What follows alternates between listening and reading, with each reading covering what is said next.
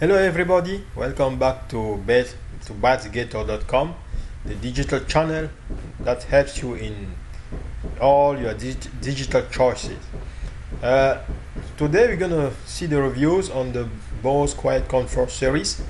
This is something that I have already open in the Amazon website where you can buy it. I'll say that for all, first of all, you'll have the link to access these pages on the video description. And before going into the detail, because what we're gonna do is, you see here, try to read some of the reviews that people made. I think sometimes it's a very good indicator that tells you if people are really satisfied with the good that they have purchased. But first of all, let us go and see some images. And so I thought, man, these are the ones that have to go head to head right now. The WH-1000X M3, and we also have the Quiet Comfort 35 2. When it comes to noise canceling, most people's first experience with it is likely through a Bose Quiet Comfort product. But Sony has a legit challenger here in the form of the M3. I have to get to the bottom of this. Rated at 30 hours of battery life with noise canceling turned on compared to 20 on the Bose product. That said, the Bose product is a bit lighter. They quick charge now, which is one of the reasons to upgrade if you have an old set. So in the case of the Sony here, you can turn a 10-minute charge into 5 hours of listening time. That was one of the major drawbacks to wireless headphones in the past. Less so now with these really short charge times. And they also support voice assistants. Google Assistant is built into both of them. Will, can I get a price update? They should be close. So thank you very much, Guy. Let us go and see what somebody else says about that. Sometimes I like just to kind of show you first the images and what people really think about the product that we are reviewing before going into the detail. So $350. Now, in a pair of really premium noise-canceling headphones, you look for a couple things: build quality, comfort, sound quality, and then, of course, how good the noise cancellation actually is. Now, build quality is just fine here. It's nearly identical to the QC25s.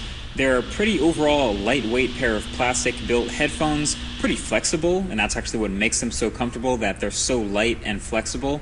And along with the super soft foam on the top band and the super soft leather ear cushions that go over your ears, all of this combines together to make them really comfortable. If anything, the QC35s are just a little bit heavier than the 25s, since there's now a small rechargeable battery in them now, but you probably won't notice that. So wearing these headphones for long periods of time, like a long flight, is still no problem. Comfort is a huge plus for these. Now, since they're wireless, you do have a couple other things to worry about. So thank you very much. Now that you have seen the article, let us go to the most interesting part, that are the reviews, people who bought it. So here I have the Bose.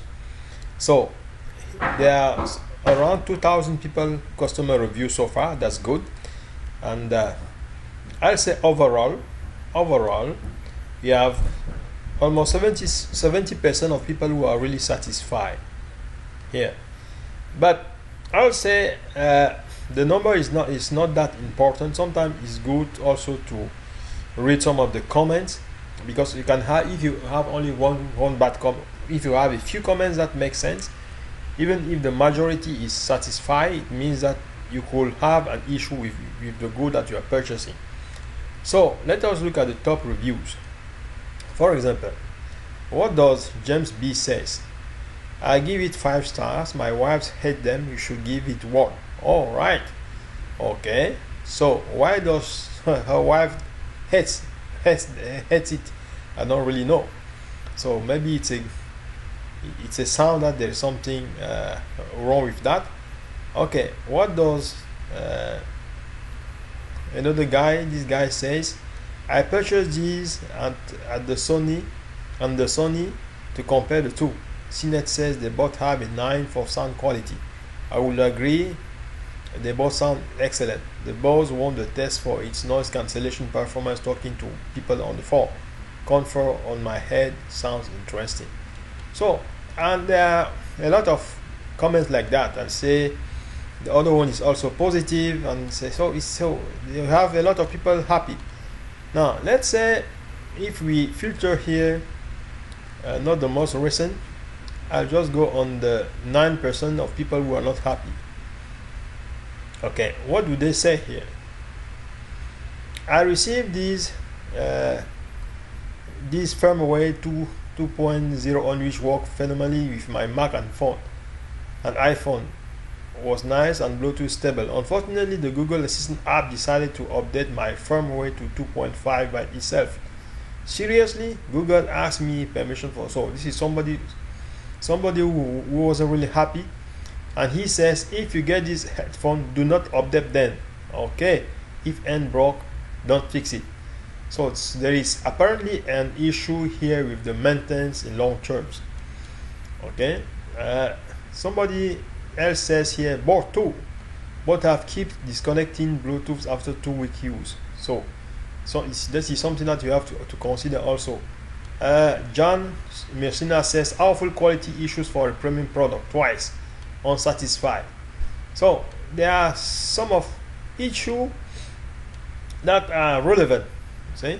So it's always important to look at them and maybe read in detail. These are not worth the price tag. I returned them. So that's Mr. Pat McDermott who says that.